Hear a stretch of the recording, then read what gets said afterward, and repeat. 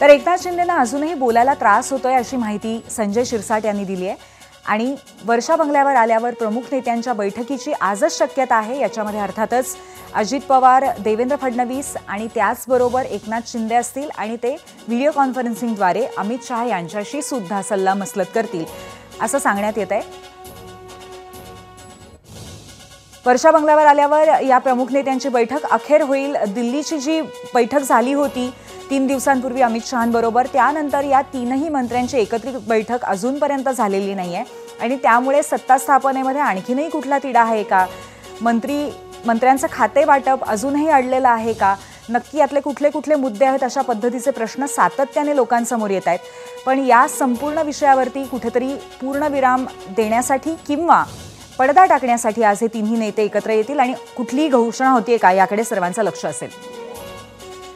एकनाथ शिंदे साहेब काल आलेले तर आपणही पाहिले असेल की त्यांना आताही बोलायला थोडा त्रास होतोय। आज दिवसभरात किंवा संध्याकाळपर्यंत शिंदे साहेब वर्षा निवासस्थानी येणार आहेत। त्यानंतर या तिन्ही प्रमुख नेत्यांची, शिंदे साहेबाची, देवेंद्र फडणवीस साहेबाची आणि अजितदादांची बैठक होण्याची शक्यता आहे। आता उशीर नको, तातडीने निर्णय घेण्याची ही प्रक्रिया आता सुरू झालेली आहे। म्हणून ती एक बैठक होईल।